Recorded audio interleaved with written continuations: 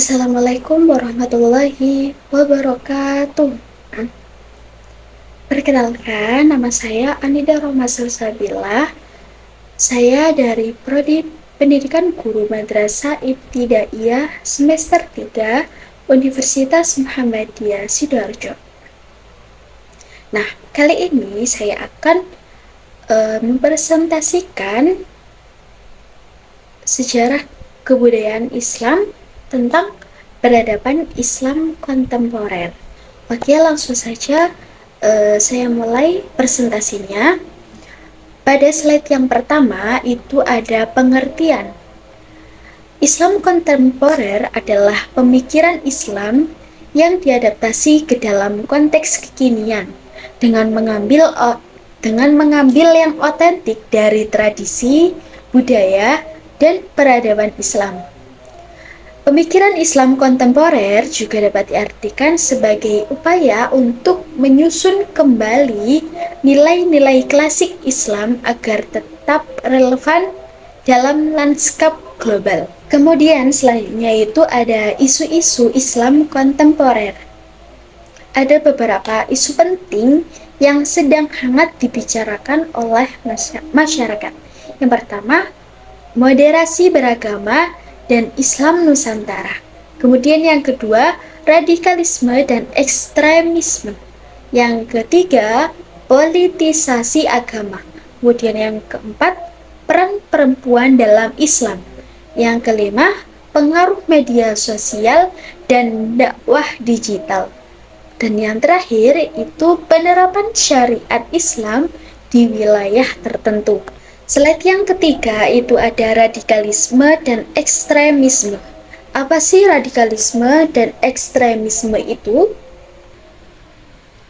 Radikalisme adalah gerakan yang menginginkan perubahan besar, mendasar, dan cepat dalam tatanan masyarakat atau sistem tertentu. Sedangkan ekstremisme adalah tindakan yang sangat berlebihan dan berada di luar batas normal sosial atau hukum. Nah, ekstremisme itu sering dikaitkan dengan upaya memaksakan pandangan dengan cara-cara yang keras. Radikalisme dan ekstremisme agama masih menjadi tantangan besar di Indonesia. Beberapa kelompok Islam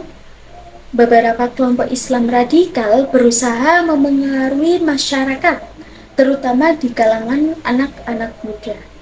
Nah, untuk menerima ideologi mereka. Dengan adanya hal tersebut, pemerintah dan masyarakat sipil bersama organisasi Islam seperti NU dan Muhammadiyah itu berupaya menangkal paham radikal melalui program deradikalisasi, pendidikan, serta penyebaran Islam yang moderat. Selanjutnya ada tantangan Islam kontemporer di Indonesia. Yang pertama itu ada ketimpangan sosial. Kondisi ekonomi sosial umat Islam yang memprihatinkan. Kemudian yang kedua itu kualitas sumber daya manusia. Diraih dengan kurangnya sumber daya manusia di bidang pendidikan. Kemudian yang ketiga itu kurangnya kesadaran menjalankan syariat. Jadi banyak umat Islam yang apatis terhadap kegiatan ibadah.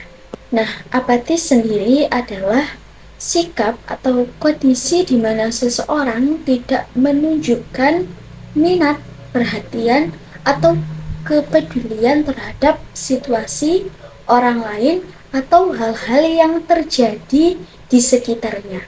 Nah, biasanya orang apatis itu cenderung tidak memiliki emosi atau reaksi terhadap berbagai rangsangan atau masalah, baik positif maupun negatif. Nah, setelah adanya tantangan, pasti ada solusi dalam mengatasi masalah tersebut. Nah, di sini ada solusi dalam mengatasi adanya Islam kontemporer. Yang pertama, solusinya itu memperkuat pendidikan agama yang moderat. Kemudian yang kedua, menghadapi radikalisme dengan pendekatan deradikalisasi. Dan yang ketiga, itu penguatan peran ulama dan tokoh agama.